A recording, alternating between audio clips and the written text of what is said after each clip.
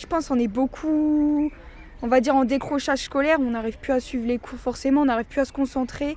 Donc on va dire que pour mon avenir, d'un côté ça me fait peur et d'un côté je me dis que il faudra bien que j'essaye de toute façon.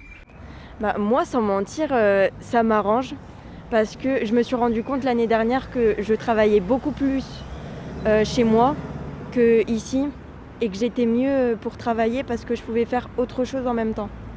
Et j'ai jamais eu des aussi bons résultats que quand je suis restée chez moi.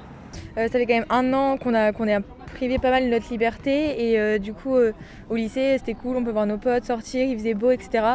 Après niveau des cours, moi ça m'arrange parce que c'est un peu compliqué, on a beaucoup de travail donc du coup ça me permet de me poser et de bosser un peu plus à la maison. Les personnes qui peuvent travailler de chez elles auraient dû y rester pendant un moment et venir pour les évaluations, par exemple les DS. Là, il n'y avait pas de souci. Et garder les personnes qui en avaient le plus besoin avec les professeurs. J'ai l'impression que du coup on est que boulot. Si c'est comme un confinement en octobre, si c'était comme ça, on avait que le boulot et après on rentrait chez nous, on devait rester chez nous, enfermé chez nous.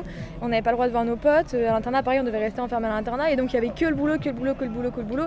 Et puis pour le moral, c'est la pire chose. Faut pas faire que travailler. On a aussi la partie loisirs ou sportive qui peut justement nous aider à évacuer, par exemple le stress pour ceux qui ne sont pas bien dans cette période.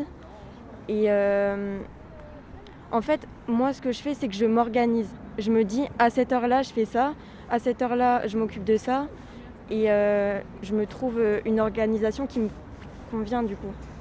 Et je pense que c'est ça ma force. Par rapport au confinement, je trouve que c'est un peu pénible par rapport aux examens à la fin de l'année. Surtout ne sachant pas s'ils vont avoir lieu. Tout est passé au contrôle continu, donc on a juste à avoir des bonnes notes au contrôle de toute l'année et après on n'a pas besoin de retenir ce qu'on a appris parce qu'on ne sera pas évalué à la fin de l'année. Donc on n'est juste pas préparé aux grosses épreuves qu'on aura sûrement quand on sera étudiant, quoi. Le bac 2020 et le bac 2021 sera considéré comme un bac un peu... comment dire un peu donné, oui, parce que ça compte que les moyennes, du coup on n'aura pas passé vraiment les épreuves. Alors ma plus grosse inquiétude, c'est par rapport aux épreuves, surtout le grand oral qui risque d'être annulé et également l'épreuve de philo.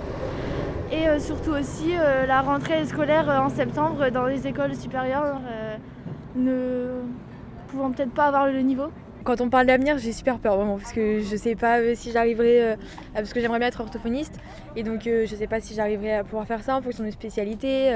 Et puis pareil, du coup avec les confinements, on a raté beaucoup de trucs, on a eu beaucoup de décalage. Par exemple la dissertation l'année dernière, on n'a pas pu la faire en seconde et on est arrivé en première, on nous a dit normalement c'est censé être acquis, donc vous vous débrouillez. Alors je sais pas encore ce que je vais faire. J'ai commencé à postuler dans des licences pro. Donc au niveau du patrimoine culturel plutôt. L'année prochaine, donc, je ferai une licence histoire sur Amiens.